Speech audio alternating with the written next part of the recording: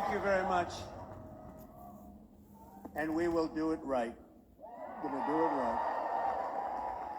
Let me begin this evening by expressing my gratitude to the American people for your outpouring of love and support following the assassination attempt at my rally on Saturday.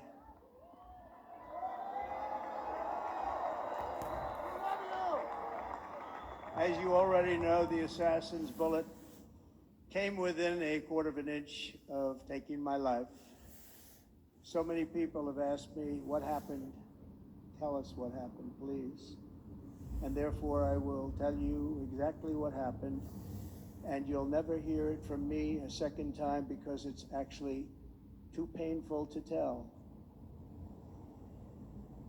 It was a warm, beautiful day in the early evening in Butler Township in the great Commonwealth of Pennsylvania.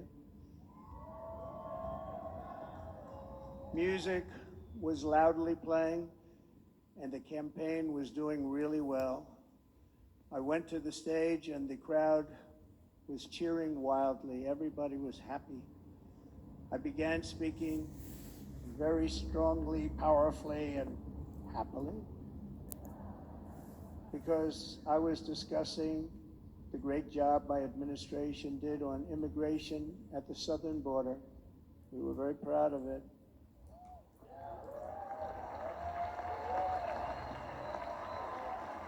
Behind me and to the right was a large screen that was displaying a chart of border crossings under my leadership. The numbers were absolutely amazing. In order to see the chart, I started to, like this, turn to my right and was ready to begin a little bit further turn, which I'm very lucky I didn't do, when I heard a loud whizzing sound and felt something hit me really, really hard on my right ear. I said to myself, wow, what was that? It can only be a bullet. And moved my right hand to my ear, brought it down. My hand was covered with blood, just absolutely blood all over the place. I immediately knew it was very serious, that we were under attack, and in one movement proceeded to drop to the ground. Bullets were continuing to fly as very brave Secret Service agents rushed to the stage, and they really did, they rushed to the stage.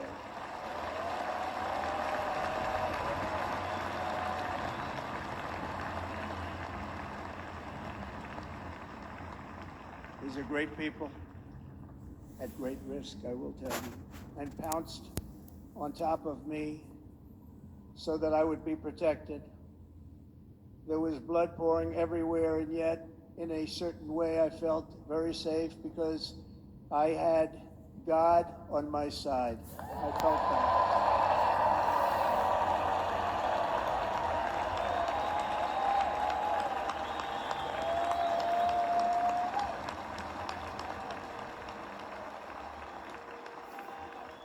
The amazing thing is that prior to the shot, if I had not moved my head at that very last instant, the assassin's bullet would have perfectly hit its mark, and I would not be here tonight. We would not be together. The most incredible aspect of what took place on that terrible evening in the fading sun was actually seen later. In almost all cases, as you probably know, and when even a single bullet is fired, just a single bullet, and we had many bullets that were being fired, crowds run for the exits or stampede, but not in this case. It's very unusual.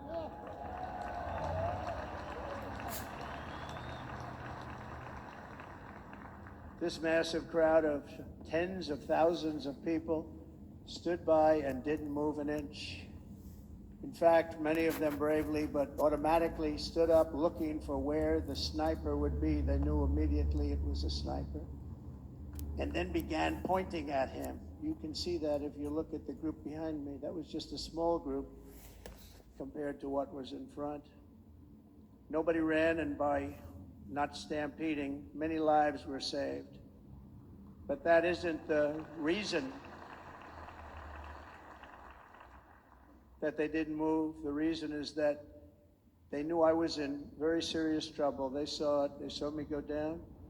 They saw the blood and thought, actually most did, that I was dead. They knew it was a shot to the head. They saw the blood. And there's an interesting statistic. The ears are the bloodiest part. If something happens with the ears, they bleed more than any other part of the body. For whatever reason, the doctors told me that, and I said, why is there so much blood? He said, it's the ears. They bleed more. So we learned something, but they just, this beautiful crowd, they didn't want to leave me. They knew I was in trouble. They didn't want to leave me. And you can see that love written all over their faces. Incredible people. They're incredible people. Bullets were flying over us, yet I felt serene. But now the Secret Service agents were putting themselves in peril. They were in very dangerous territory. Bullets were flying right over them, missing them by a very small amount of inches. And then it all stopped. Our Secret Service sniper, from a much greater distance and with only one bullet used, took the assassin's life, took him out.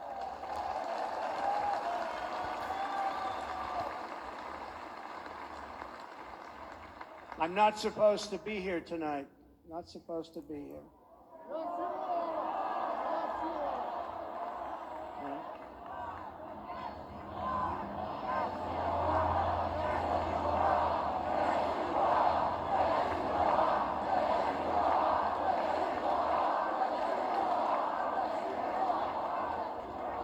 Thank you.